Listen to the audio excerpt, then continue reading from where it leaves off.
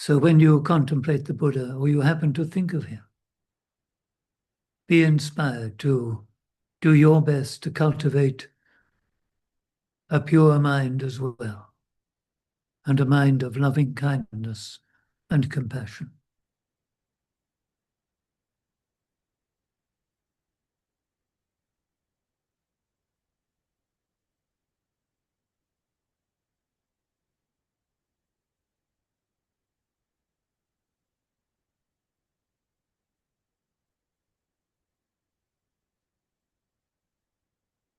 And we'll spend a moment or two just reminding ourselves of the harsh reality of our human condition.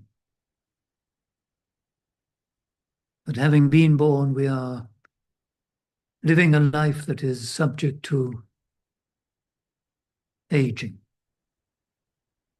Time is passing, and with it, we're getting older and older. And there's no stopping this. We can't possibly turn the clock back.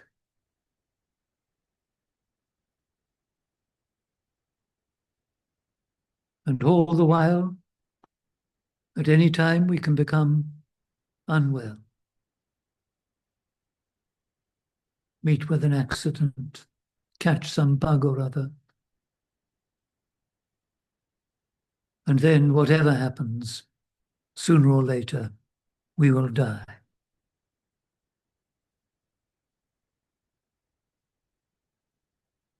And that's our lot, or at least part of it.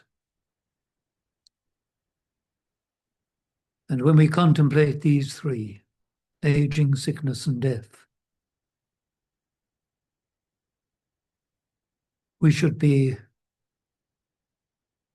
energized to do what we can, to train our minds and be able to come to terms with all this and free ourselves of desire and attachment.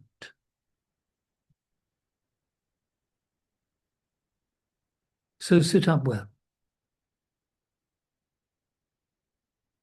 And quite deliberately now, concentrate your mind. Gather your mind. Don't allow your mind now to go off in different directions to this and that, but try to keep it together, focused, concentrated, and intent on one thing. And begin by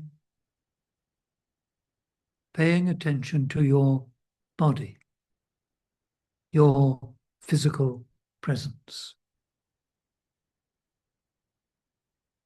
Be mindful and aware of the shape that your body is making, its solid nature,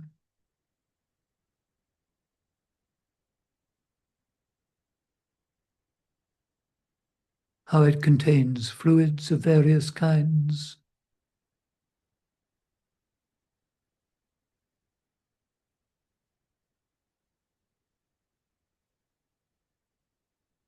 warmth and heat,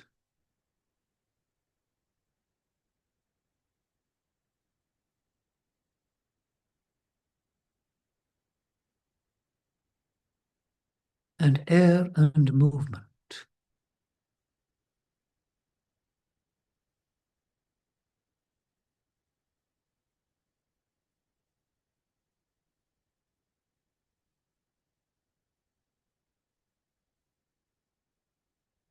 And when you're contemplating that, notice your breathing, that movement of air entering and leaving your body.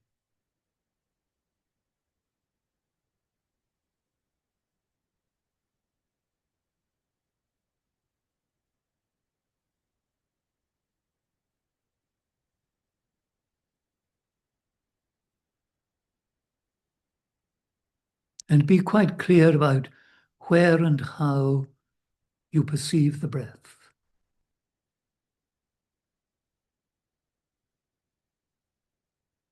and stay as far as you're able with that one place, that one point where the breath is clearest to you, where the sensation of the breath is obvious.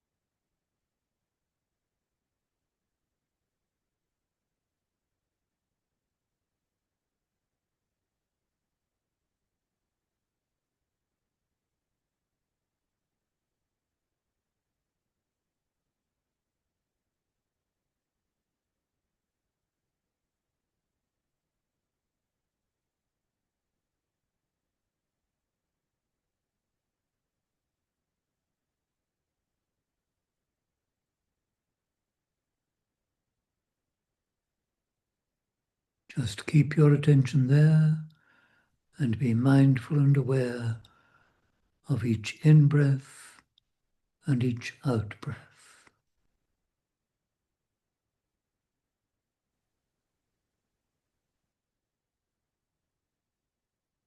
Try to remain faithful to that in-breath and out-breath. But should your mind wander or your concentration interrupted by anything at all, then pay attention. Be mindful of that, of what is happening to you, of what you're experiencing there. Just observe it, watch it. Don't move, don't get up, don't do anything except pay attention and let it go. And find the breath again. And again, try to keep your attention, keep your concentrated mind just there, mindful and aware of the breathing, concentrated on just that, each in-breath, each out-breath.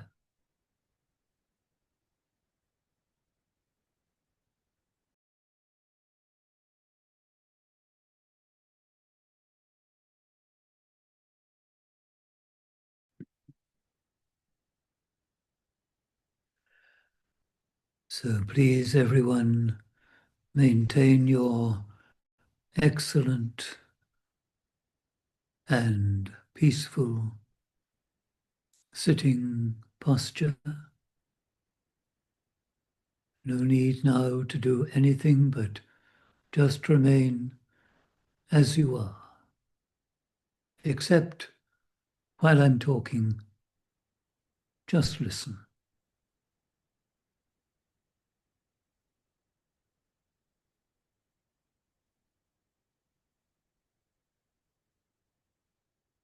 I don't know if it happens to you, but one sometimes hears certain people grumbling a bit about religion and stating that we don't really need all this stuff at all. People can be perfectly good and moral and happy without any of this, including Buddhism.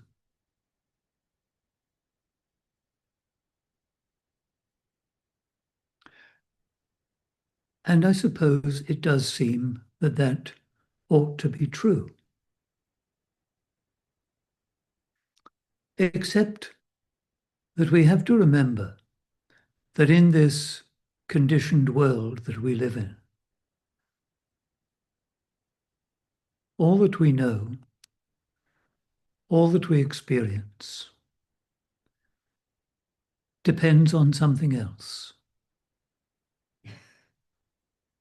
This is particularly the case with our minds, our consciousness, our lives, which consist of one thing after another, each dependent on what has gone before.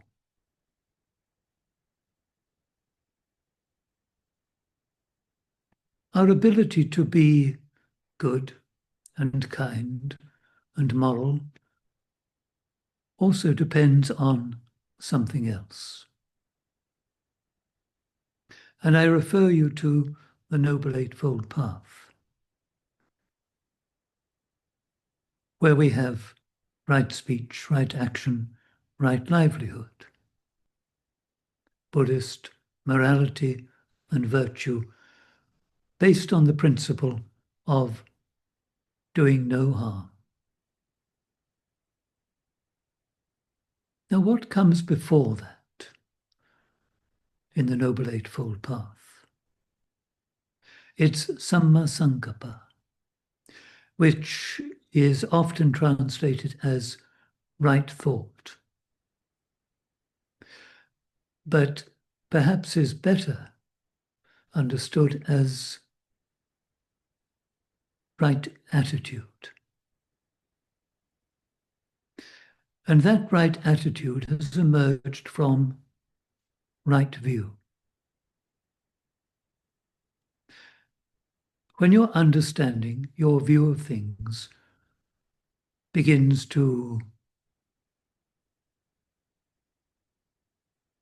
see and understand things in their true nature,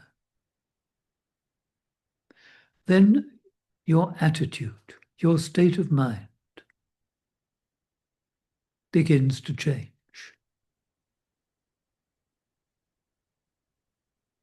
It's not necessarily that you were a bad person before, but certainly when you begin to understand something of suffering and its cause,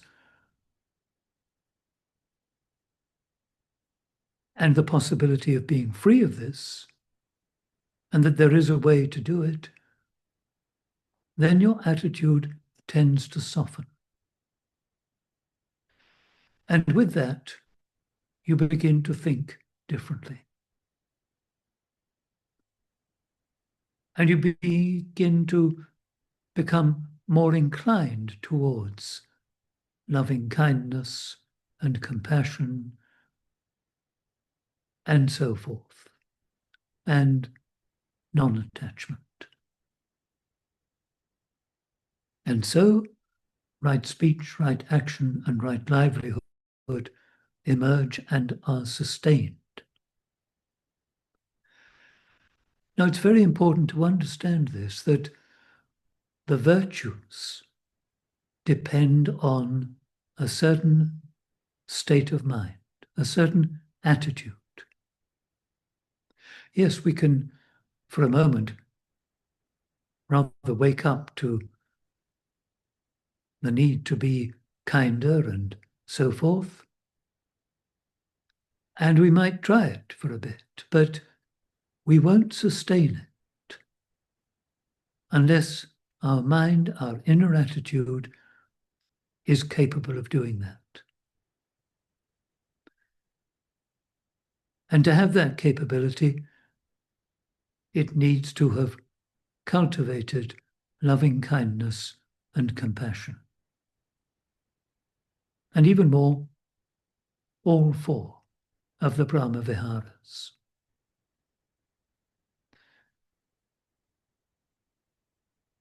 It may be the case that sometimes people wonder why we need to bother with the Brahmaviharas. Surely it's more a case of developing wisdom, cutting through your ignorance, and getting clear of your suffering and rebirth. We need these Brahmaviharas to sustain our virtues. And virtue is an important foundation for the cultivation of wisdom and understanding.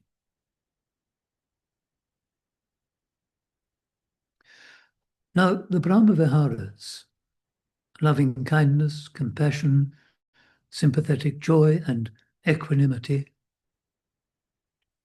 are usually taught in that order. And the assumption is that they will be cultivated and developed in that order. And within Theravada Buddhism, metta, loving kindness, holds a special place. Theravadins go on about it a lot. The need to cultivate metta, loving kindness. And then within the Mahayana, a greater emphasis is placed on compassion.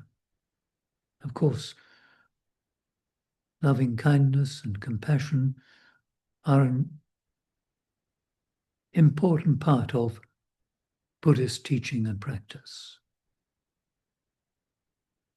And there's somehow a kind of logic that holds these two together.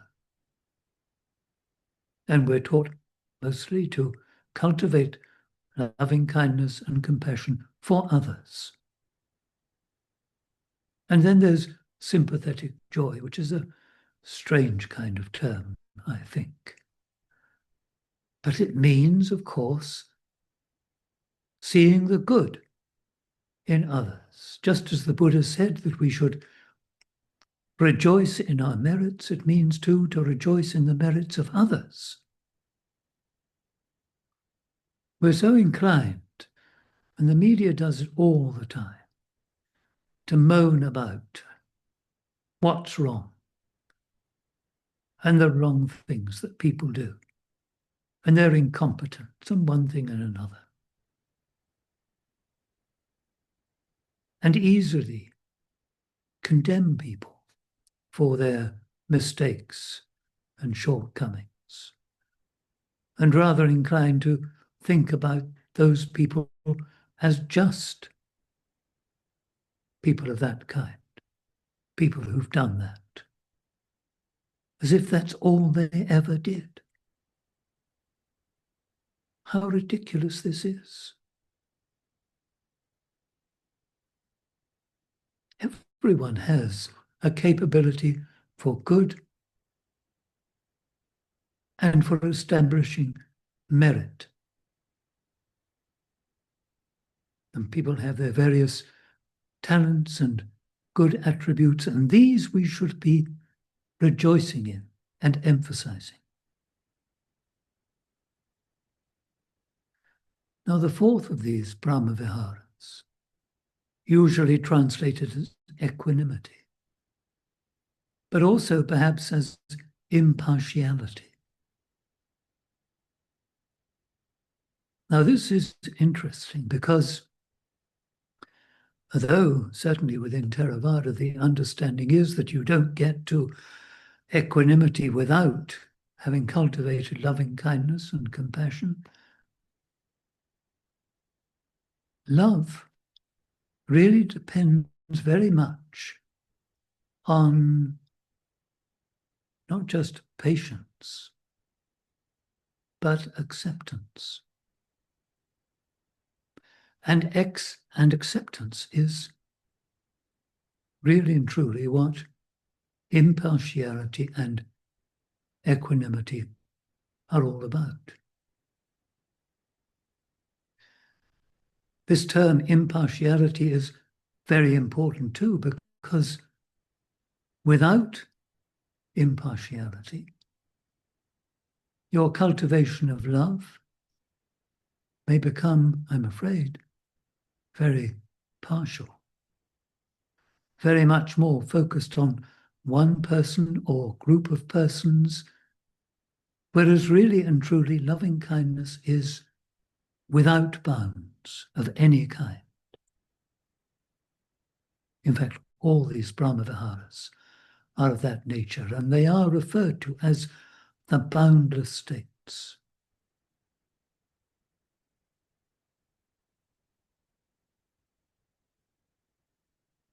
When we accept things, when we accept others, then our mind's steady. Why do we get irritated with people? Why are we disappointed in people and angry at people often? Because they don't measure up to our expectations. How often relationships break down because of that. In the beginning, you're blind to certain shortcomings of the other person. But then in time, you see those more and more. And that person no longer lives up to your desire. And so aversion creeps in.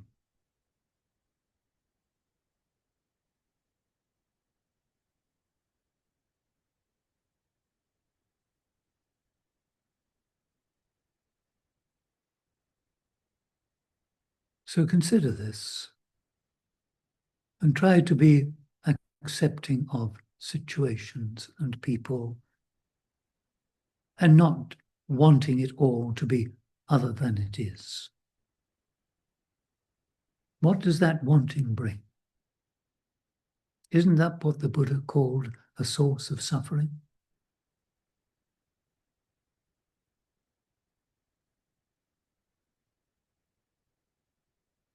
Of course, all of this is very challenging.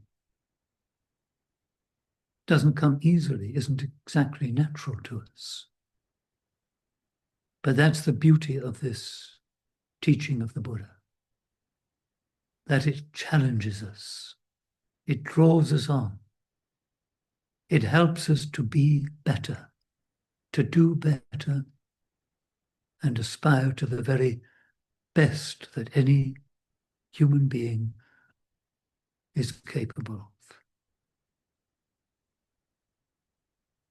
So that's enough from me for tonight. We'll sit for a moment or two longer, and in these closing moments, please concentrate your minds on loving kindness and compassion.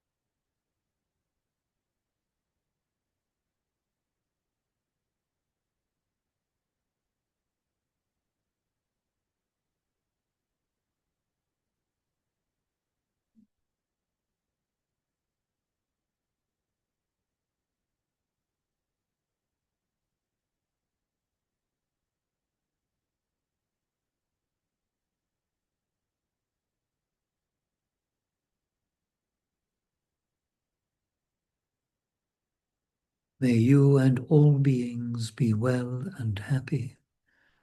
May you and all beings be free from all suffering. May you and all beings realize for yourselves the secure peace of Nibbana.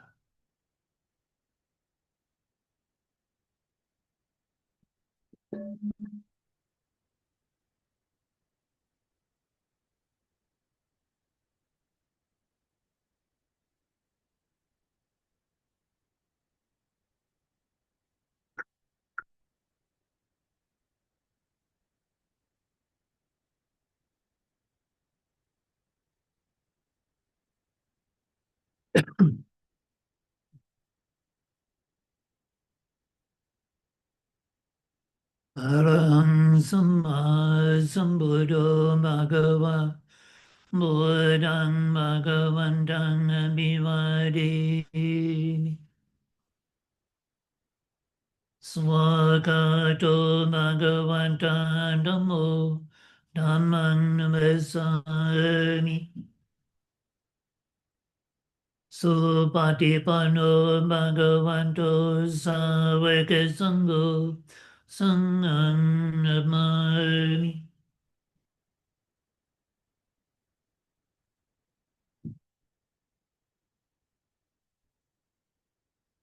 So thank you all very much for coming. Very good to see you all.